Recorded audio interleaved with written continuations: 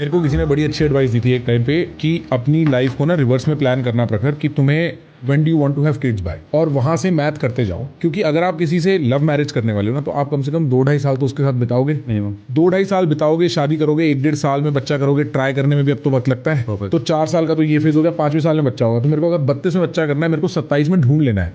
अगर मैं 30 में ढूंढने निकलूंगा ना, तो फिर वो जल्दीबाजी का काम हो जाएगा, जो सेम की फूल लेके भाग के वापस आ गया। फॉर लॉट ऑफ पीपल, जब वो 20s में घुसते हैं एंड सेक्स बिकम्स अबंडेंट, अगर वो सिटी वगैरह में मूव करते हैं, तो वो मजे करने लगते हैं। उनको पता होना चाहिए कि वो घड़ी कब खत्म हो रही है। सिंड्रेला, आपका वक्त खत्म हो गया, अब आप थोड़े से सीरियस हो जाओ। Why does Cinderella have to stop? Shouldn't Cinderella stop only when someone actually comes looking for her? Not because society says she's running out of time, but because someone loves her enough to search the entire kingdom with a glass slipper in his hand. That is what the story was about, wasn't it? Today we tell women to stop searching long before anyone has made that kind of effort for them. And then there's the question of having children. People often speak about children as if they are another milestone on a checklist. Finish college, get a job, get married, have a baby. But I never looked at it that way. To me, the definition of a child is much simpler. When two people love each other so much that they can no longer contain all that love between themselves, they create another person to pour that love into. A child is not a solution to loneliness or a race against biology. A child deserves to be born in love. And before someone brings up the biological clock, science has evolved. Egg freezing, fertility preservation, and reproductive medicine have given women choices that previous generation never had. They are not guarantees, but they have expanded the timeline. So why should fear be making our life decisions?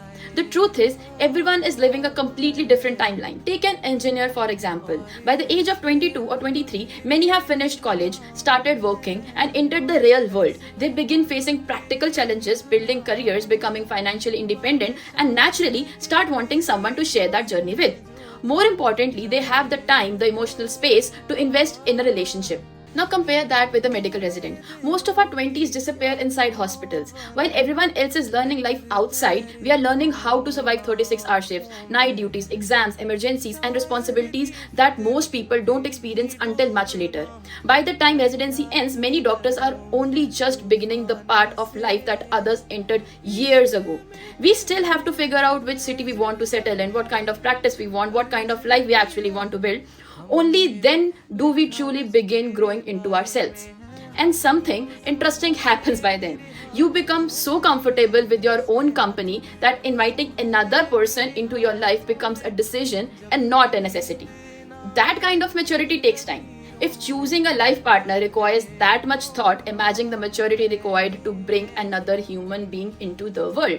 For me, that isn't something I want to do because a timeline says it's time. I want to do it because it feels right, because love is there, because we are ready, not because the clock says it's midnight.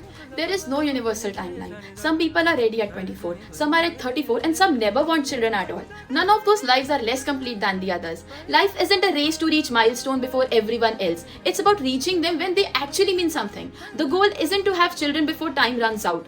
The goal is to build a life that is worth inviting a child into. Don't rush to find someone because the clock is ticking. Cinderella didn't stop because the clock struck midnight. She stopped because someone came looking for her. Until then, let her keep dancing.